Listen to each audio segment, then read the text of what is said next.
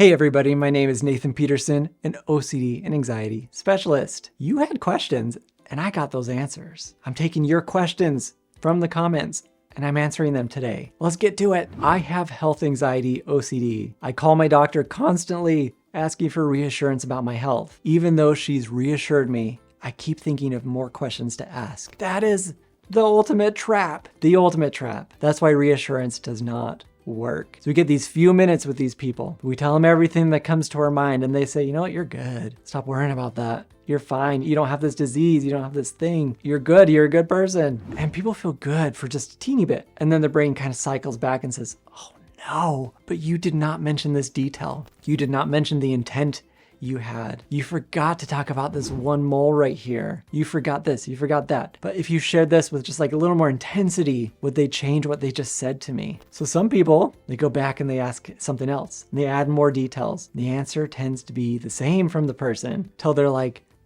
stop it, you're good. But we're not seeking for that short-term relief because it is short-term. When it comes to health things, depending on what it is, I say, sure. Go to your yearly physical, get everything all checked out. They say you're good, you're good. Maybe they missed something, maybe they didn't. Maybe you missed something, maybe you didn't. But that's our goal, especially with some health anxiety. Maybe, maybe not, man. Those are the magic words. I really don't know. Unless there's something so obvious, I don't have to think about it. I'm on the ground. My heart is exploding. Am I having a heart attack? Maybe, maybe not. No, I'm not doing that. I'm going to know there's a problem. I'm going to try to take care of it. But if I all of a sudden get just like, oh, that was a kind of a weird feeling. Wonder if there's something wrong. I don't know. Guess I got to keep moving forward. It's got to be super obvious. And sometimes when people hear that, they're like, okay, wait, is this obvious or is this not? Don't get stuck in that either. Obvious means I don't have to think about it. So don't act on the thought, but also don't run away from the thought. Just acknowledge it and keep living normally. That's it, man, woman. Whoever. That is it. That is it. We don't have to act on the thought. I know I give phrases. We say maybe, maybe not. Sure, cool, awesome. Thanks for the thought. We don't even have to say the phrases. We can just let the thought be. Not running away from the thought doesn't mean we have to keep it present. It means that we don't have to push it out. It's like you're just opening the gate. If it wants to leave, let it leave. If it wants to stay, let it stay. You can say, hi thought, if you want to. Welcome. Glad you're here, but I'm not glad to have some of my evil, awful thoughts. You don't have to be, but we're saying it because the brain doesn't like that. It's saying, this is dangerous. This is a very dangerous thought. And you're saying, okay, cool, welcome. And it has to learn from that experience. It's like, wait, what? Huh?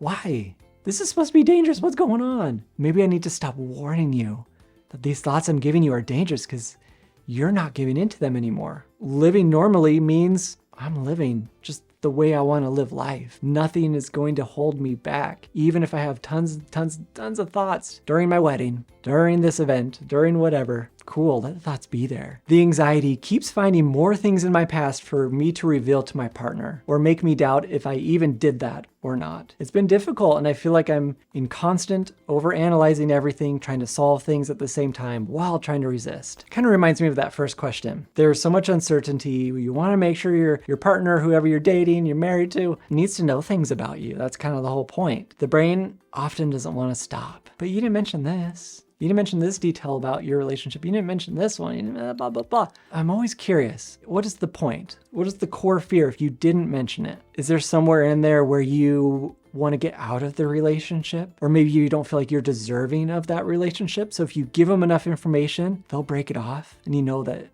it was good. That's how it was supposed to be. Or can you love yourself enough to say, I am worth this person. I'm only going to reveal things to them if they ask. And even then, you get to pick and choose what you reveal. If the brain says, if they knew this about me, they wouldn't want to be with me.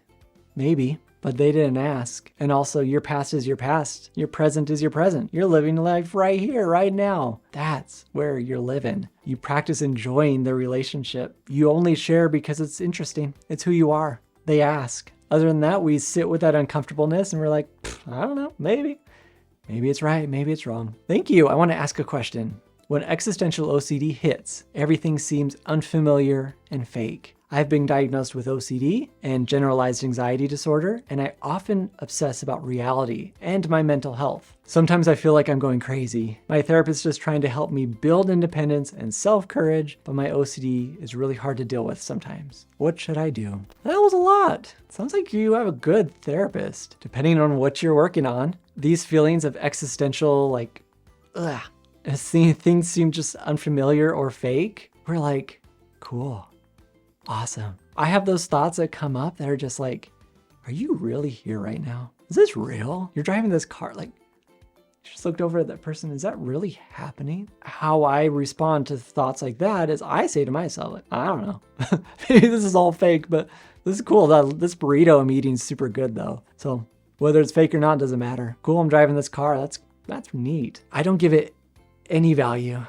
I don't try to problem solve it. Don't try to figure it out. OCD is really tough to deal with, but people get better when they stop fighting it. They stop trying to figure it all out. Instead, it's like, how can I live the life I want to live, even if I don't feel real, even if whatever it is? Building courage means I'm going to go do the thing I don't feel like I want to do. I'm going to go do exposure and response prevention because that's what helps with OCD, and come up with a very structured plan that I can do every single day. Hopefully you all can do that with your therapist if you have one. If you're just watching these videos, that is helpful as well. I've got my Master Your OCD course. You can check that down below. It teaches you all the treatment. But either way, I want you to have support. What do you do when the compulsions have a correct way to do it? And the fear is that if you do it wrong, then something bad will happen. But then you end up in the situation and you can't do it right anymore. So you've been forced to do the exposure. How can we deal with this? Is this accidental exposure harmful somehow? You said, I'm not really seeking reassurance, but my reassurance radar is... But I feel you, I get you. We want to break OCD's rules. When something feels like you have to do it a certain way, we do it wrong. When we have to do a compulsion, guess what? You don't actually have to do a compulsion. But if people are doing compulsions the right way, we do them the wrong way. I've seen people who feel like they have to do their exposures the right way. And guess what we do? We do them the wrong way.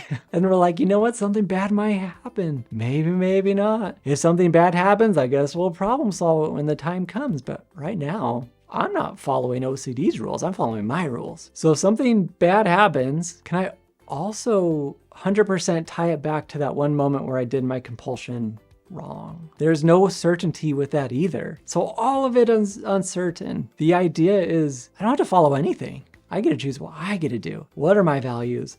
I'm going to move towards that. As long as we know we're not breaking our own morals, we're not breaking the law, we're moving forward. We're not harming someone else, harming ourselves. And that's different from saying, but I think it could harm somebody else. For instance, some people might have the correct way to do this compulsion is to check every knob on the stove to make sure that the flame isn't on. The correct way is to bump, bump, bump, bump. But did you actually have to do that? If all the flames were on and that's your job, it's every day, your boss told you got to do that, then you do it.